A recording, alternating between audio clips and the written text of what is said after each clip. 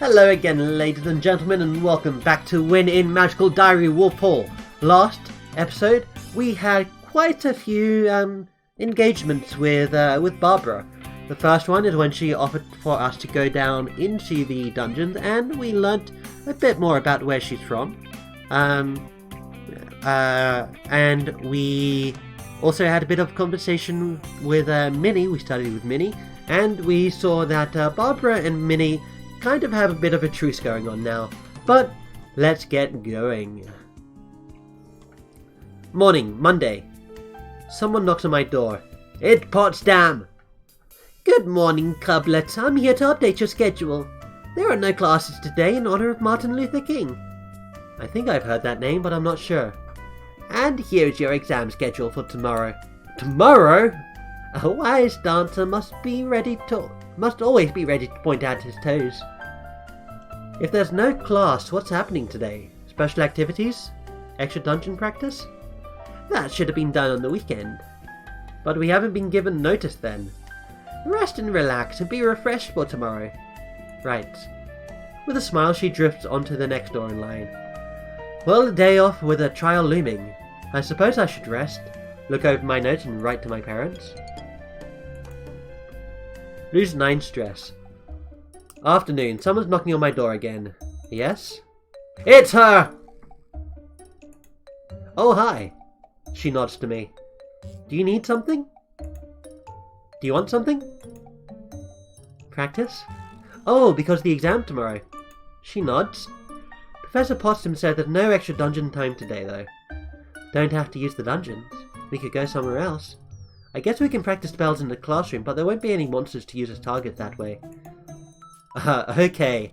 If you want to use me for target practice, we should go to the gym so there's more room. And don't set me on fire. She rolls her eyes at me. Just checking. We head into the gym, which is mostly empty except for a girl in the back counting skips with a rope. Barbara looks at her and then shrugs, disregarding her as irrelevant. So, what did you want to try? Walk towards me. Okay. I take a few steps closer. A wash of force pushes me backwards. It's a simple spell, the same as she used to knock me down that night in the hallway. Okay. Again, faster. Alright. I charge towards her. This time the force knocked me clear off my feet, throwing me a few full meter away. That did not feel like the same spell. I've only taken a bump. No real harm, but it wasn't exactly comfortable. We probably should have put a mat down. Do you want to try something else? Sneak up on me. Sneak up. Try to tag me.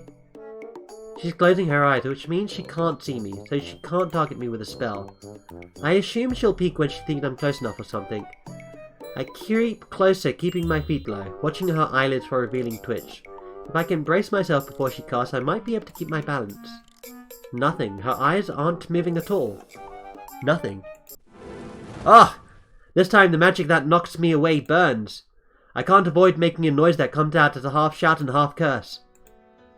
Her eyes snap open. She attacked me completely blind. I look down at my hands and they're blistering. I thought you agreed not to set me on fire. That hurts. I didn't mean. I'm sorry. Her hands fluttered, fingers tracing vine-like twirls in the air. Let me. May I? I think she wants to heal my wounds. The wounds she caused.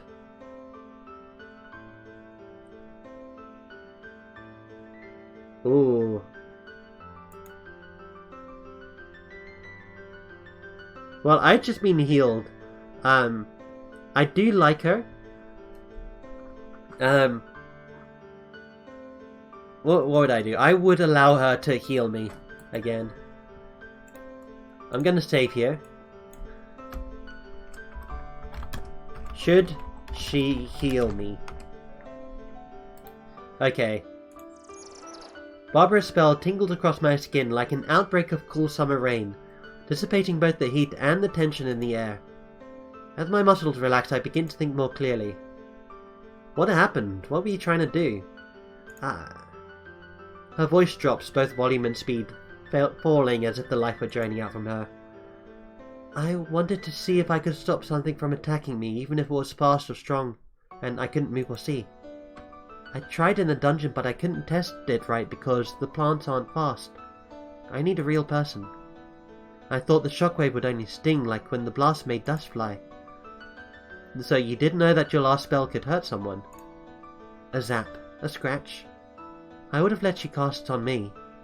I thought it would be alright. You're a wolf? Well, yes, but I guess she's right. If it had only been a little sting, I probably should have laughed it off. But I didn't mean... And as her voice rises again, the words stick together and choke into nothing. Slow down.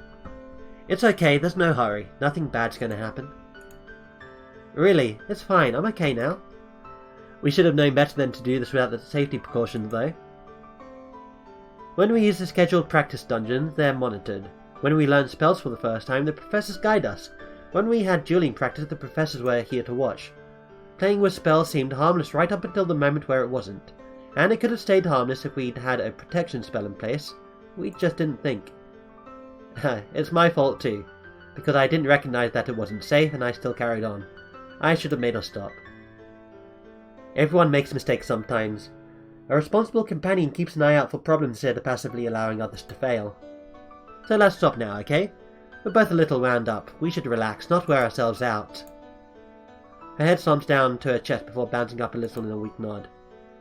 I should go. Wait. What should I say? I don't want her to walk away feeling miserable, but I'm not sure what else to do now. Are you, free this weekend? What? Well, you know, with an exam tomorrow, you'll get the chance to let your spells loose, so you won't really need practice time. So why not do something fun? Get out of school a little. Let's go to the mall, like a proper American teenagers. It'll be fun. You might even find a fashion store you like. You know, with sprinkles and black lace and a hair dye and a punk shop. Heh. I don't know. If you get bored, you can always take the van back. Alright. Great. Now let's make sure we both pass our exams tomorrow so we don't get detention. She smirks at me, which is a good sign. It means she's feeling more relaxed. Ah, crisis averted. Smooth. Smooth, child, smooth. Okay. Surprise exam. What should I do this week? Wait, what did it say? I have an exam after class today. So we have one class that we can take.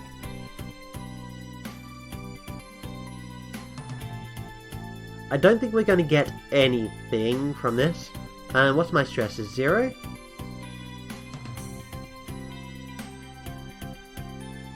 Yeah, I'm just going to go full on white magic again. White magic class.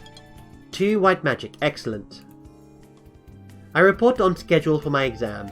Am I ready? Here we go. And as normal, I don't get to answer that. Oh, this looks interesting. I find myself in a corridor facing a carved stone arch, with a dead-end wall behind it. There is no sign of a staircase. In order to leave this dungeon, you must step through the portal. Only the medallion will activate the portal. Think before you act. If that's the portal ahead of me, it must not be active. So where is the medallion? Examine the portal. Empty hole at the top of the arch where a piece seemed to be. So let's step into the hallway. Nothing happens. Okay. Alright. There's something over there. You can see the circle on the map. Right. Main menu. Sorry, menu. Save game. Save here. Let's do January exam. I think we're still in January. We are. Let's go forward one. Let's examine the wall. Forward wall. The cold spot is the gateway to the future. Pao and her kin have witnessed it all. Is inscribed upon the gateway.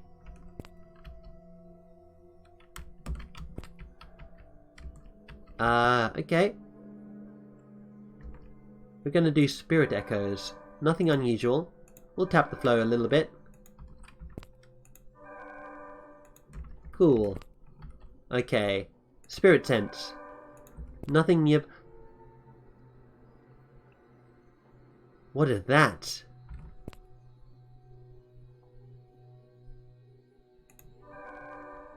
The ghost wolf. Hi, Ghost Wolf. How are you?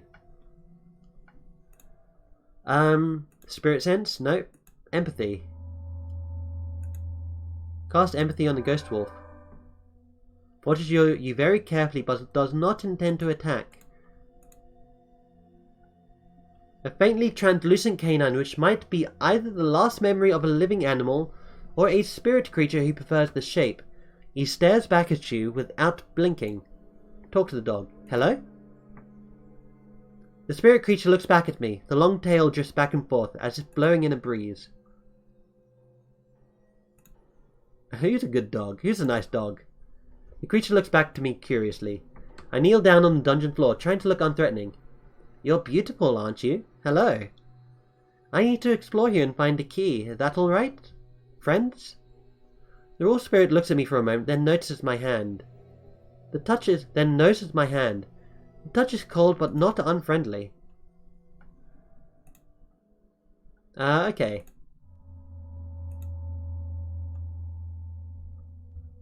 I'll cast this on the Ghost Wolf.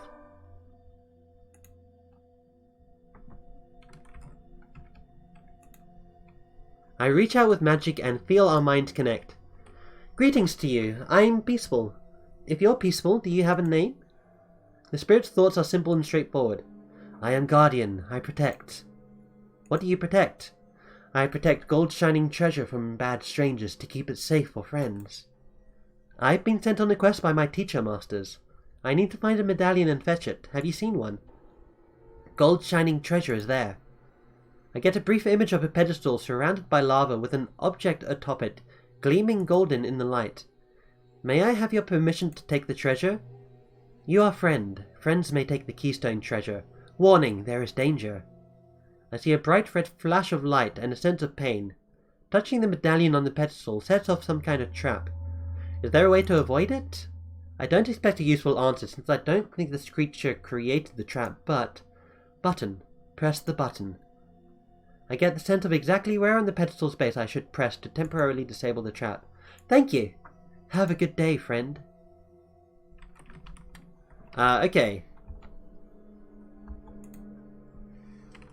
So, next up, we have, a little bit of fire to cross.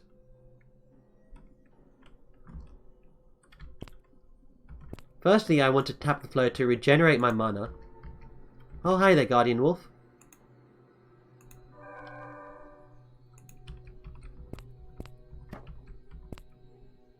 The Ghost Wolf is there. You behind me? Okay. Tap the flow. Tap the flow. And tap the flow. Cool. Hi, how are you?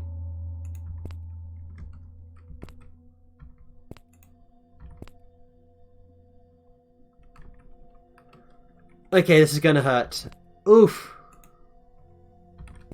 Alright, I'm here. Examine the pedestal. An old-looking wooden pedestal with a flat surface and a carved base. A carved golden disc lies on top of it. Press the button. You hear something behind you. Hi there, Ghost Wolf. Examine the pedestal. Take the medallion. The Ghost Wolf has moved. Alright, now I need to heal myself. I'm gonna put this on number 1. Undo. I'm gonna put, yeah, number 1 would do fine. Heal Charles Wynn. How much damage did that do to me? The fire? 15. Oof. Okay, we're back on the other side. I am gonna heal myself.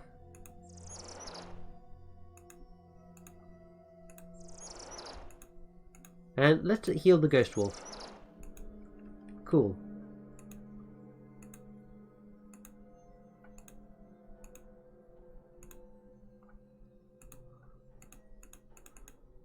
Okay, yep. Okay, can we speak to him again? I want to see if I can say thank you. Communication.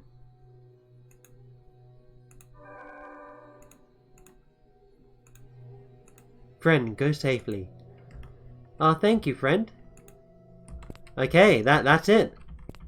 The medallion is obtained. The ghost wolf is here.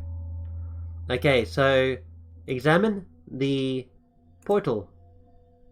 Put the medallion into the slot.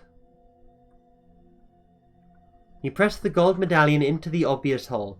There is a click and a strange twisting light appears within the archway. The ghost wolf arrives from your north. You hear something behind you. You there? Yeah, you are. Okay, what I also want to do is I want to do awareness. Don't have enough MP, huh? Tap the flow. Let's do awareness again. Is there anything else here? No, this looked like it. Okay. You step into the portal and the magic takes hold. Cool, we did it. When I can feel my feet again, I am standing in the school quad and I have to shield my eyes against the sunlight. Congratulations, Charles. For succeeding in your quest, you receive 5 merits. An insightful victory. You should always remember the value of careful examination, otherwise you'll never know what you'll miss. I hope you've enjoyed putting your skills into practice. Now if you'll excuse me, I have another student to look after. Cool. So we did that one. White magic success. White magic success. At the next chorale meeting, Blaze calls us all to attention. So, does anyone have any suggestions for our spring plans? A Butterfly Jr. raises her hand. Ray? What? Wait, look, there's another one! This person has a portrait, and I've never seen her before in this game, and I assume I'm more than halfway done with the game. I just wanted to say that the drama club had a meeting and we're going to do a musical for our spring show. So I think this will be a great opportunity for the chorale. I don't think the drama club wants to put the entire chorale on the stage instead of themselves. Well, no, but several of us are in both clubs, and there is a chorus as well as the main parts in the cast. If chorale does Broadway style this semester, we can prepare for the auditions and have ready-made understudies for the show. So you get double rehearsal time, but what do the rest of us get? Well, if we have a showtime recital at the end of the year, then the drama club will come. We could even do a sing-along in the end. An in-house performance with a guaranteed audience. It could work. So like the Christmas concert, it would be for students only. I suppose if the drama club is putting on a musical, there would be too much overlap to try and sell tickets outside for a chorale performance as well. Any other suggestions? No one speaks up. Alright, votes in favour of Ray's plan? Many hands go up. Another circus, another show. Since we just picked the idea, we don't have any songs prepared for it yet, and spend the rest of our evening practicing generic harmonies.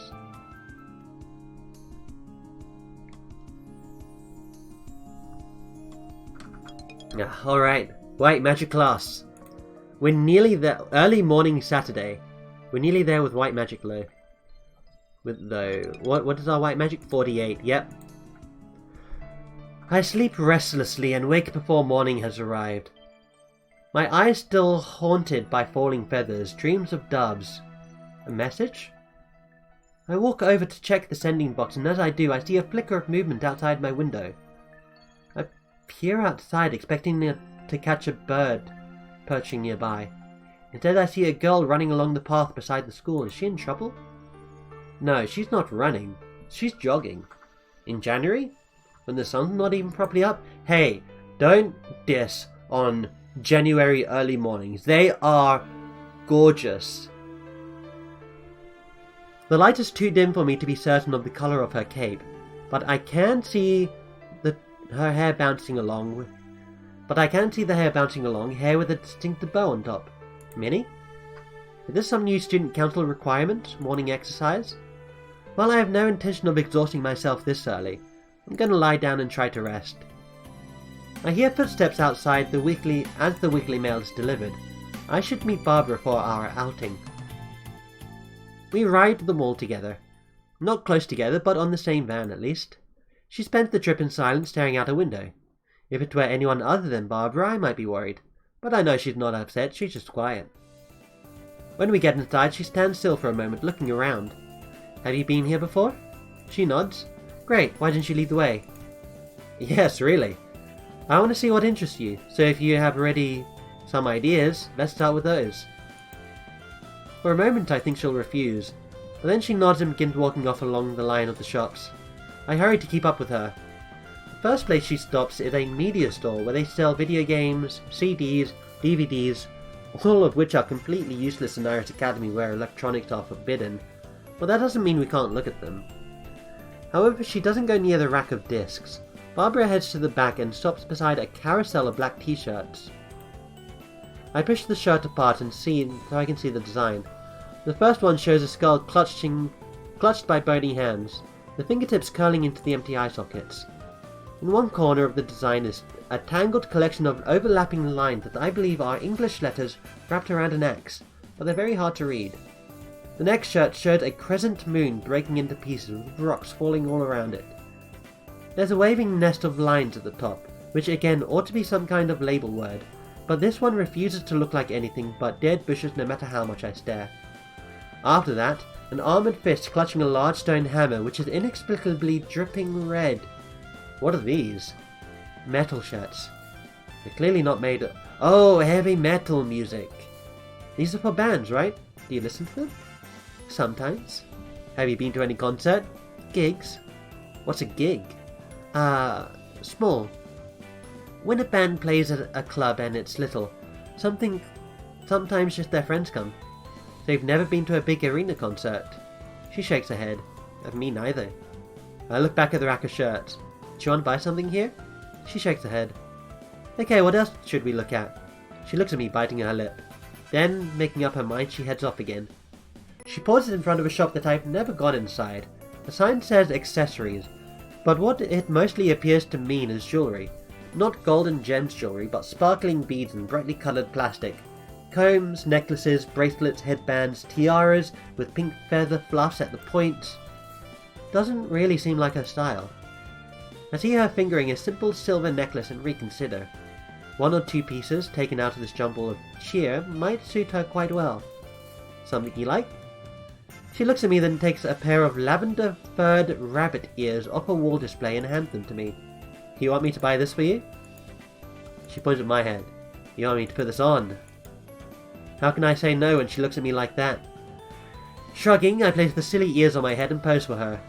I'm not bad, I'm just drawn that way.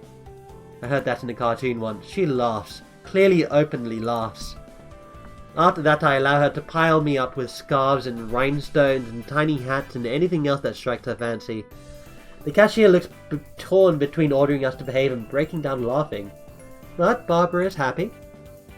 In the end we put almost everything we played with back, but Barbara purchases some mood rings as an apology to the cashier. She waves me away from the till, so I don't have the option of offering to buy anything for her. Besides, it wouldn't be appropriate for me to buy her jewellery, especially rings. We drift back out into the main stretch. The crowds are picking up. It's a busy Saturday. Where should we go now? I want to leave. What? She glares at me, then turns and walks away. Did I do something wrong? Or she'd already moved too far to... If I yelled and chased after her, that'd be making a scene. I don't know why she looked mad at me, though. I didn't do anything, did I? I can't think of anything. It wasn't my fault. Maybe she saw someone or something here that spooked her. I just have to hope she'll talk to me about it later. I definitely think grabbing her arm is a bad idea. I lunge forward, grabbing hold of her left arm and pulling her back to face me. Her eyes narrow, and I suddenly remember her red magic reflexes. I flinch, expecting a shockwave to knock me off my feet, but I only feel the faintest prickling of magic and nothing happens. Then Barbara pulls back her right hand and hits me. Not a slap, but a solid punch near my shoulder. I don't know what to do. I freeze in place, and then she hit me again, shrieking like an outraged fox. At this point, oh boy. Yep, that's pretty bad. Yep, we're not gonna do that. If she doesn't want to be here anymore, what would I gain by keeping her tied down? I don't want it to be miserable. I did say when I invited her if she got bored she could leave. I don't know why she looked mad at me though. I didn't do anything, did I? No, I'm gonna say something. Yep. Oops. So, did you like my present? Yes, actually, we need to go save on that point. Yes, we need to save here. This is an important point. Arm is bad idea. Hey, yep, okay, we're just gonna go through this. So, did you like my present? Yeah, not bad. Presents? Oh, trying to win Donald's affection with the gifts, are you? What? No, it's for William. So it's William you're after? No! Oh, come on. It's my brother's birthday this Friday, so I asked Luke to pick out a present for me at the mall for him. Though if I'd known, I could have gone myself. Known what? Grabs cancelled yesterday's detention for some reason. He didn't even show up to say it. It was past him who came by and told me I could leave. I stuck around anyway just in case it was a trap. You never know. With Potsdam, but Grabbies never came. In any case, I'd already sent Luke off with my money, so it was too late to change my plans. I got him a book about trains. Sounds nice. What do I have to grab now? I'm sitting alone with my lunch when someone slides in a tray across from me. It's her! Barbara. She raises her hand and wiggles her fingers to show off one of the mood rings she bought yesterday. The stone is a cool blue. The colour I think was meant to represent happiness. Does that mean you're not mad at me anymore? Mad? Yesterday. You left so suddenly I thought I must have done something to upset you. But I couldn't figure out what. No, you didn't make me want to leave. I wanted to see what would happen. She was testing me? You wanted me to stop you? Did you want me to stop you from leaving? I've seen that in movies sometimes when the girl walks away and the guy's supposed to charge after her, to show that he values her too much to lose her. No. I wanted to see if you would keep your promises. That's why she would have been angry if you grabbed her arm. A wizard has to keep his promises. Formal ones anyway, which is why we tend to be careful about giving formal oaths. That response was on instinct, but it gives me a moment to think. It's because I said you could leave if you were bored, right? So you wanted to hold me to that. She nods. The reason I was confused was that you didn't look bored. I thought we'd be having fun right to the moment you left. I was, but I needed to know you wouldn't trap me, so I could trust you. You didn't seem like you wanted to leave. I might have tried to stop you just to be sure you were okay. And if that meant you didn't like me anymore, that would have been bad. I suppose it's not a surprise that someone who doesn't talk much might have bad communication skills. I didn't mean to spoil your lunch. Please sit and eat. Okay. We both need to give each other the benefit of the doubt. At the end of the week, I have the chance to review the things I've learned to make preparations for the future. Alright, cool. Well, this episode is certainly going to be called Arm is a Bad Idea. Thank you guys very much for watching. I hope you've enjoyed, and I will see you next time. Take care, ladies and gentlemen, and don't force anyone that you're interested into a trap. That's what we call a Chad move, and not like the macho Chad. That's like the douchebag Charles, douchebag. No, the douchebag Chad. There we go. That's better. I'm not a douchebag. I hope. I don't even bring bags into the shower. That's a joke for my French friends. Anyway, thank you guys very much for watching. I hope you've enjoyed, and I'll see you next time. Take care.